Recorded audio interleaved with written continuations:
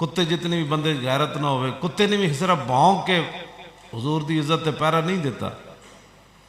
جب منگولوں کا بندہ ایک حضور کے خلاف بات کرنے لگا تو وہاں ایک کتا باندھا ہوا تھا، تو اس نے اپنی آواز نکال کر احتجاج نہیں کیا، ہم تو اس کتے سے بھی گئے گزرے ہیں۔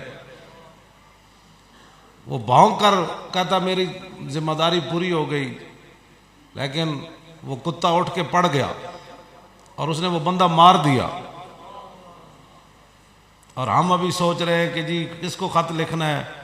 بھائی اقبال کہتا ہے اے ناداں ترا امید غم گسار آز افرنگ است۔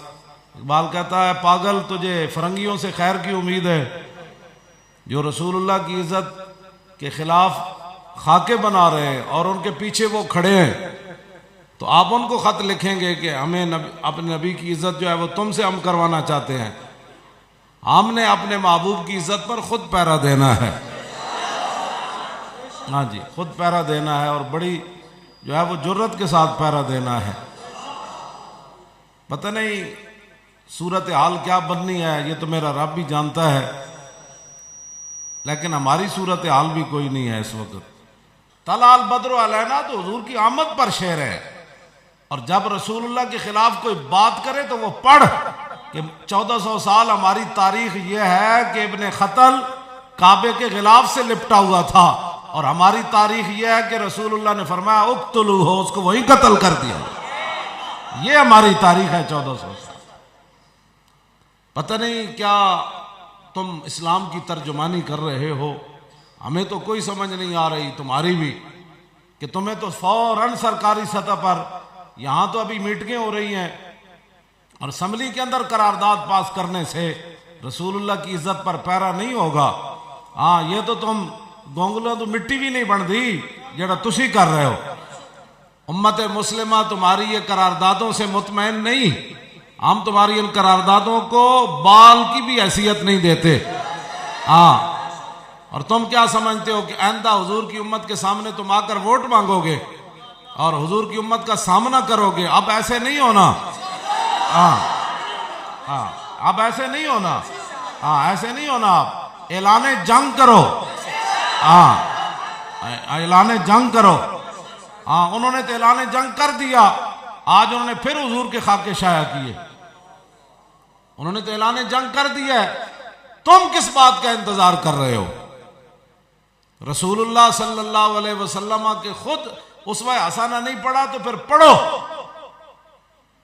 کہ جب حضور پر وہ بچے کے غلاف، ایک اونٹنی نے بچہ دیا تو اس کا جس غلاف کے اندر وہ ماں کے پیٹ سے باہر آئی، ابو جہل نے کہا کہ یہ جو بچے کا اوپر غلاف چڑھا ہوا ہے، یہ جو اس کے اوپر ایک جلی سی ہے جو بھی ہے گوشت والا، تو یہ اٹھا کر رسول اللہ حرم میں نماز پڑھ رہے تھے ہجرت سے پہلے۔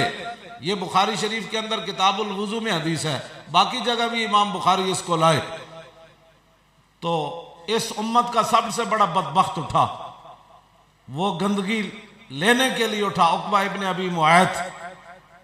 اور دگان یہ ہماری تاریخ ہے، جب وہ بدر میں قید ہو گیا نا، قیدیوں کو قتل نہیں کیا جاتا، لیکن جب وہ راستے میں جا رہا تھا تو رسول اللہ نے اس کو جب دیکھا کہ اس کو باندھ کر میرے غلام مدینہ پاک لے جا رہے ہیں بطور قیدی، تو حضور نے عرق الذبیہ کے مقام پر حضور نے فرمایا اس کی گردن اتارو، یہاں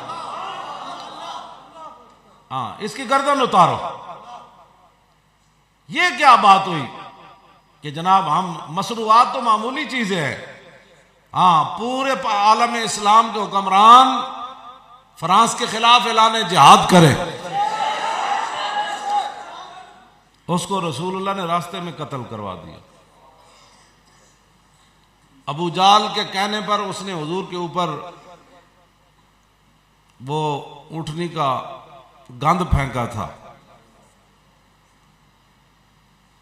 اور رسول اللہ اس وقت سجدے میں تھے، اور حضرت سیدہ طیبہ طاہرہ حضرت فاطمہ الزہرا رضی اللہ تعالی عنہا نے آ کر حضور کے کاندھوں کے درمیان سے اس کو ہٹایا، اور جب وہ رسول اللہ پر وہ گند پھینک رہے تھے اور حضور سجدے میں تھے، تو حضور نے جب سر اقدس اٹھایا تو وہ ہیلو بعضہم علی بعض، وہ ہنس رہے تھے ایک دوسرے کے ساتھ مل کر. تو میرے آقا نے پھر اس وقت کیا فرمایا؟ حضور نے کیا فرمایا؟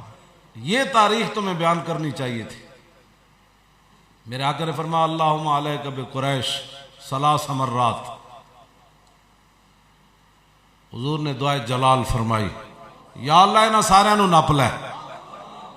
بس یہ سارے. پھر ان میں سے 7 آدمیوں کا حضور نے نام لیا.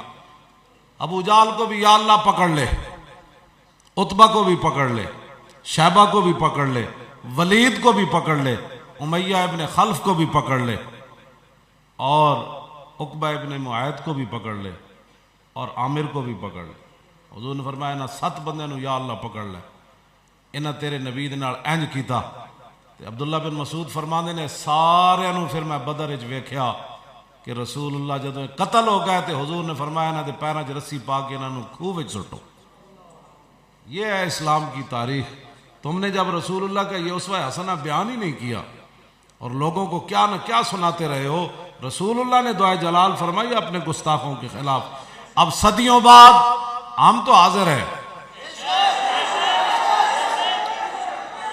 تب